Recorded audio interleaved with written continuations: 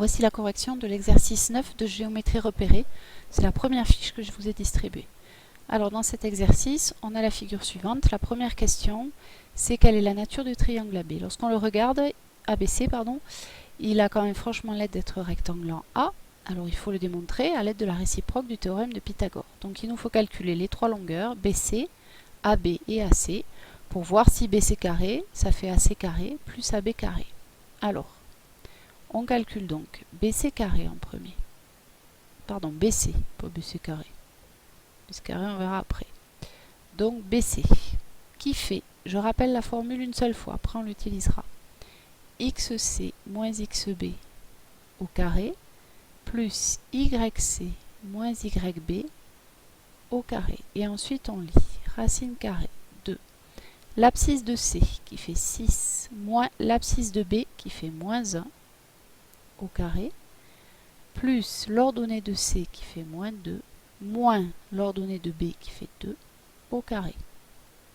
Ce qui nous fait, je vous rappelle que vous pouvez faire directement ce calcul à la calculatrice, racine carrée de 7 au carré plus moins 4 au carré, ou encore racine carrée de 65.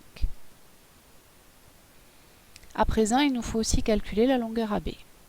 Alors c'est parti, je ne réécris pas la formule, je l'applique directement.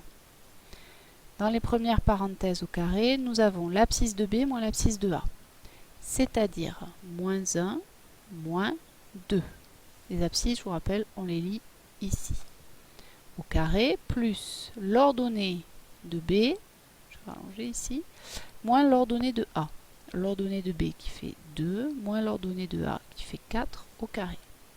Ce qui nous fait, lorsqu'on calcule, racine carrée de moins 3 au carré, plus moins 2 au carré. C'est-à-dire racine carrée de 25, pareil, vous faites le calcul à la calculatrice. Et en dernier,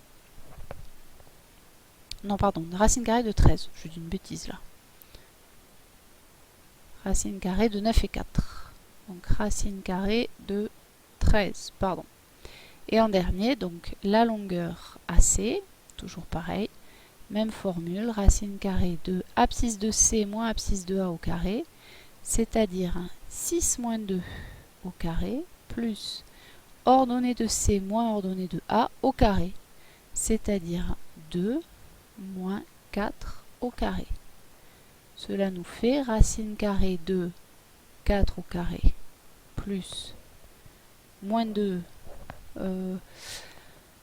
voyons que je vérifie, abscisse de C 6, moins abscisse de A 2, ordonnée, ah voilà, ordonnée de C, je me suis trompée ici, c'est moins 2, moins 4 au carré, donc plus racine carrée de moins 6 au carré. Voilà, ce qui nous fait racine carrée de 16 plus 36, c'est-à-dire racine carrée de 52.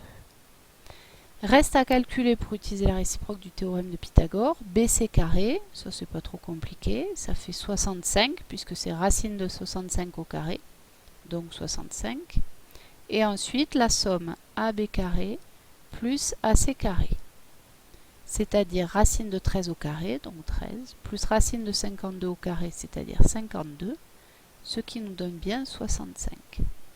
On en déduit donc que BC carré est bien égal à AB carré plus AC carré, donc ABC est rectangle en A, et il faut dire la propriété d'après la réciproque du théorème de Pythagore. Alors, concernant du théorème de Pythagore.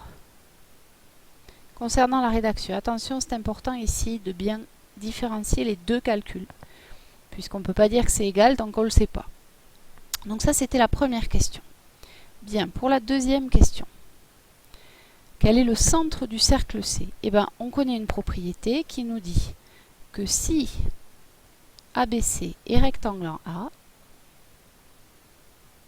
alors le centre de son cercle circonscrit, ce qui est le cas ici, le centre de son cercle circonscrit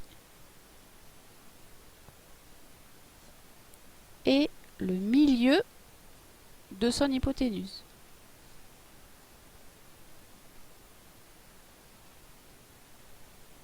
Ce qui signifie ici, notre triangle ABC, il est rectangle en A. Et donc le centre du cercle circonscrit, c'est le milieu de BC.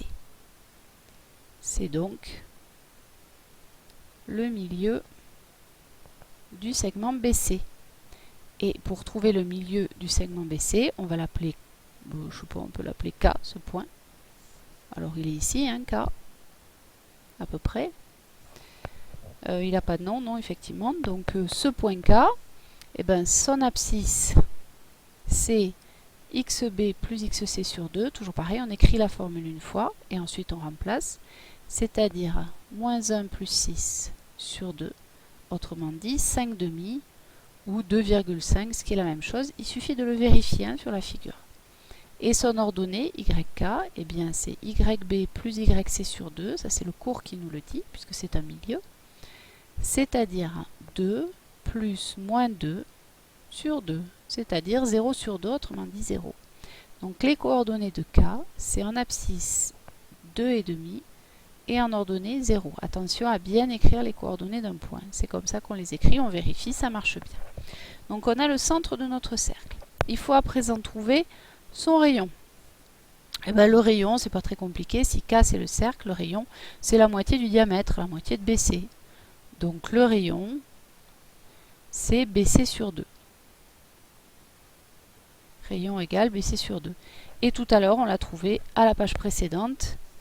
Hop, je vous remontre. BC, on l'a ici, c'est racine de 65. Donc nous revenons là, c'est racine de 65 sur 2. On garde la valeur exacte, on n'a pas tellement besoin de savoir la valeur approchée. Si vous voulez, vous pouvez la donner, mais il n'y a strictement aucune raison de l'avoir. On s'en moque un peu. Ensuite, il nous reste... est-ce que le point D est sur le cercle? Bah oui, il y semble, hein, quand même, si on regarde bien. Bon, il faut le montrer, et pour ça, comment savoir si le point D est sur le cercle? Toujours pareil, je remets le point K. Et bien, il suffit que le segment KD, ça soit un rayon du cercle. Autrement dit, pour cela, il suffit même, il suffit que KD soit égal au rayon, c'est-à-dire à racine de 65 sur 2. Alors, étant donné que K, il a pour coordonnées 2,5, 0, et que D, lui, il a pour coordonnées 3, moins 4, et bien, il suffit de refaire exactement les mêmes calculs que précédemment, c'est-à-dire on calcule la longueur KD, qui est égale à racine carrée de, c'est parti, xd moins xk au carré. Alors, l'abscisse de D, on a dit c'est 3 moins l'abscisse de K, 2,5 au carré, plus l'ordonnée de D qui est moins 4, moins l'ordonnée de K qui est 0 au carré. Cela nous fait racine carrée de 0,5 au carré, plus moins 4 au carré. Ce qui nous fait racine carrée de 16,5. Pardon. Alors vous allez me dire, racine carrée de 16,25, c'est pas pareil que racine carrée de 65,5. En fait, si vous demandez à la calculatrice, c'est bien égal à racine de 65 sur 2.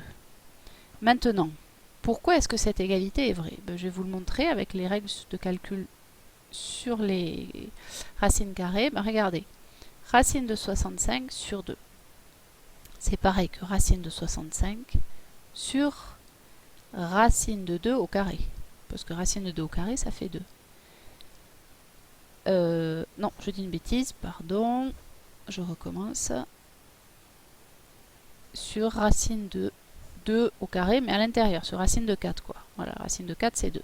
C'est-à-dire racine carrée de 65 quarts. Et si vous regardez bien, 65 quarts, ça fait 16,25.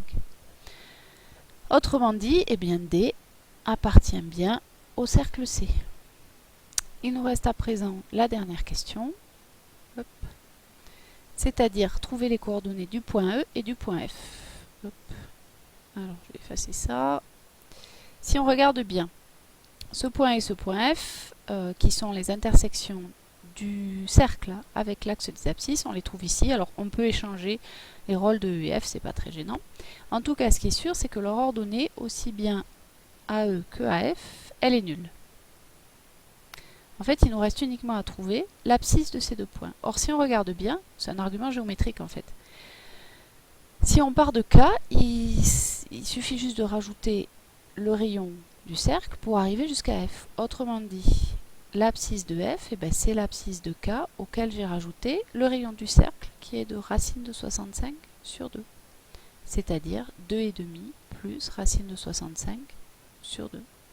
Et maintenant, pour avoir l'abscisse de E, eh ben, je fais pareil, je repars de l'abscisse de K et cette fois je lui soustrais le rayon, puisqu'ici c'est toujours le rayon de mon cercle, c'est-à-dire racine de 65 demi.